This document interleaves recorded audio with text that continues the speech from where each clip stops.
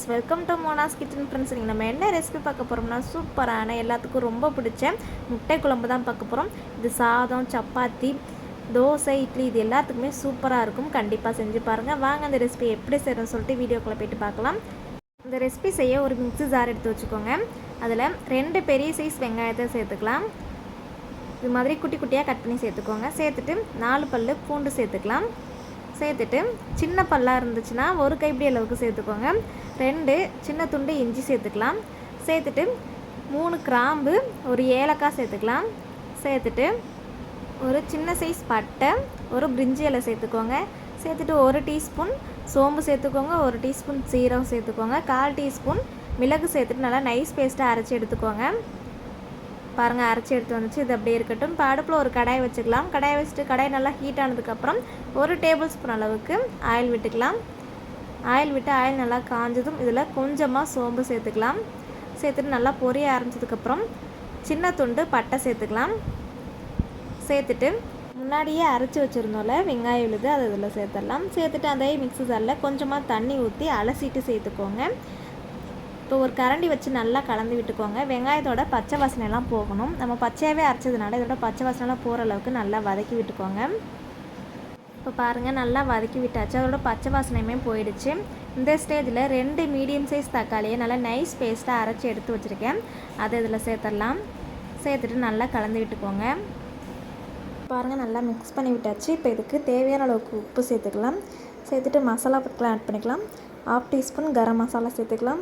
1 teaspoon தனி மிளகாய் தூள் சேர்த்துக்கலாம். 1 டீஸ்பூன் மல்லித்தூள் சேர்த்துக்கலாம். சேர்த்துட்டு நல்லா மிக்ஸ் பண்ணி விட்டுக்கோங்க. மசாலாவோட பச்சை வாசனைலாம் போகணும். அது வரைக்கும் நல்லா மிக்ஸ் பண்ணி விட்டுக்கோங்க. ஒரு 2 மினிட்ஸ் அப்படியே கொதிக்கட்டும். இப்போ பாருங்கள், 2 மினிட்ஸ் ஆகிடுச்சு. நல்லா கொதிக்க ஆரம்பிச்சிருச்சு. இந்த ஸ்டேஜில் உங்களுக்கு எந்த அளவுக்கு குழம்பு வேணுமோ இந்த அளவுக்கு நீங்கள் தண்ணி சேர்த்துக்கோங்க. சேர்த்துட்டு நல்லா கலந்து விட்டுட்டு ஒரு மூடி போட்டு மூடி ஒரு 5 மினிட்ஸ் அப்படியே நல்லா கொதிக்க விடலாம். எண்ணெயெல்லாம் நல்லா பிரிஞ்சு வரட்டும். அது வரைக்கும் நல்லா கொதிக்கட்டும். இப்போ பாருங்கள், 5 மினிட்ஸ் ஆகிடுச்சு. ஓப்பன் பண்ணி பார்க்கலாம். சூப்பராக நல்லா கொதிச்சு ரெடி ஆகிருக்கு. இந்த ஸ்டேஜில் நம்ம முட்டையை உடச்சி ஊற்றிக்கலாம். முட்டையை ஒரு பவுலில் உடச்சி ஊற்றிட்டு அதுக்கப்புறமா சேர்த்துக்கோங்க. அப்போ தான் அதோட மஞ்சள் கரு உடையாமல் இருக்கும். இது மாதிரி பவுலில் சேர்த்துட்டு நம்ம சேர்க்கும் போது நமக்கு ஊற்றுறதுக்கு ரொம்ப ஈஸியாகவும் இருக்கும். 2 முட்டை தான் சேர்த்துருக்கேன். உங்களுக்கு எந்த அளவுக்கு முட்டை வேணுமோ நீங்கள் அதுக்கு சேர்த்துக்கோங்க. சேர்த்துட்டு ஒரு மூடி போட்டு மூடி ஒரு 2 மினிட்ஸ் அப்படியே வேக விடுங்க. முட்டை நல்லா வெந்து வரட்டும். இப்போ பாருங்கள், 2 மினிட்ஸ் ஆகிடுச்சு. ஓப்பன் பண்ணி பார்க்கலாம். பாருங்கள், பார்க்கும்போதே தெரியும் முட்டை நல்லா வெந்து வந்திருக்கு. இந்த ஸ்டேஜில் கரண்டி வச்சு அப்படியே நல்லா திருப்பி விட்டுக்கோங்க. அப்போ தான் இன்னொரு சைடும் நல்லா வெந்து வரும். 2 முட்டையுமே நல்லா திருப்பி விட்டுக்கோங்க. திருப்பி விட்டுட்டு மூடி போட்டு மூடி இன்னொரு 2 மினிட்ஸ் அப்படியே நல்லா வேக விடுங்க. பாருங்கள், 2 மினிட்ஸ் ஆகிடுச்சு. ஓப்பன் பண்ணி பார்க்கலாம். சூப்பராக ரெடி ஆகிருக்கு. பாருங்கள், எண்ணெயெல்லாம் பிரிஞ்சுட்டு சூப்பராக ரெடி ஆகிருக்கு. இதே மாதிரி நீங்களும் உங்கள் வீட்டில் செஞ்சு பாருங்கள். செஞ்சு பார்த்துட்டு எப்படி இருந்து சொல்லிட்டு கமெண்ட் பண்ணுங்கள். இது அப்படியே நம்ம சாதத்தில் போட்டு சாப்பிடும்போது டேஸ்ட்டாக அல்டிமேட்டாக இருக்கும்.